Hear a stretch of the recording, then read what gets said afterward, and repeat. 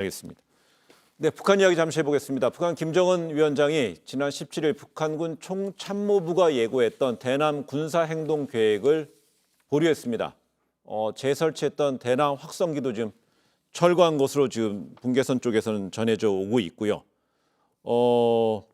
결국 김여정 부부장이 이달 초부터 이제 대남 공세를 이어왔다가 이제 드디어 이제 김정은 위원장이 등장을 했네요. 네, 이거 굉장히 잘 봐야 됩니다. 네, 사실 예전에 우리가 판단 기준으로 봐서는 있을 수 없는 일이 벌어진 거거든요.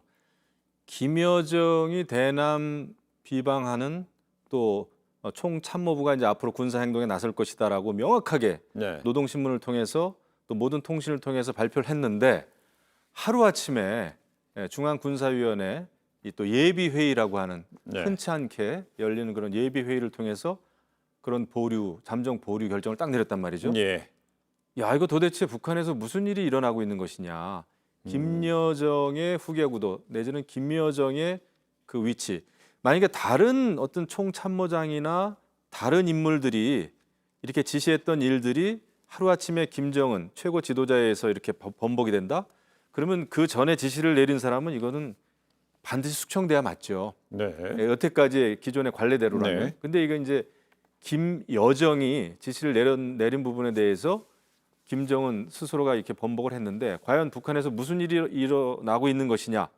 후계 권력 구도라든지 김정은의 어떤 그 건강 문제라든지 이런 거 면밀히 살펴봐야 됩니다. 지금 네. 어떤 우리가 대북 전단이나 대남 전단 뭐 삐라 문제 가지고 지금 헤맬 때가 아니에요. 그게 일차적으로 중요하고 네.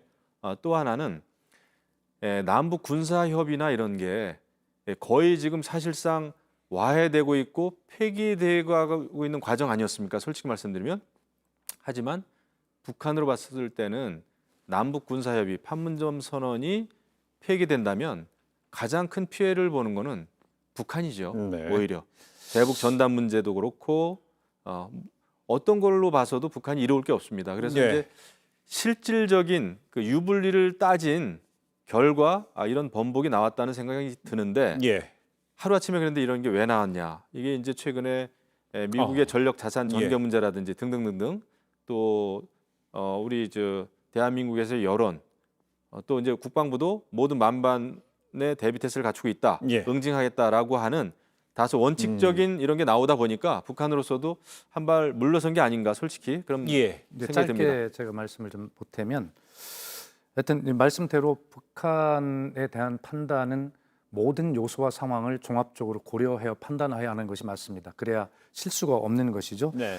예, 저도 뭐 방송에서 여러 차례 말씀드렸습니다만 김정은 위원장이 등장을 할 텐데 그것이 언제인가? 김정은 위원장이 등장할 때는 웃는 모습으로 좋은 메시지를 가지고 나오도록 상황을 관리해야 된다라고 말씀을 드렸는데 아마 예정은 돼 있었을 겁니다. 김정은은 레드라인을 절대 넘지 않으면서 한국을 통해서 미국의 대남 대미 메시지를 동시에 내면서 자기들이 얻으려고 하는 것들에 대한 메시지를 내는 것이죠. 네. 그런데 생각보다 김정은 위원장이 빨리 나타난 것이란 말입니다. 그런 측면에서 좀 더 살펴봐야 되는데 네. 저는 아마 그 김정은 위원장과 김여정 부부장의 역할이 소위 굿캅과 배드캅의 역할이 서로 나눠져 있었다라고 이렇게 보고요. 네. 또 이것을 통해서 우리가 얻을 수 있다면 결과적으로는 북한이 잘못된 그런 어떤 행동을 하긴 했지만 그것이 우리의 대미 협상력을 좀 더 키워서 우리가 문재인 대통령이 이야기했던 운신의 폭을 넓히고 남북 간의 제재와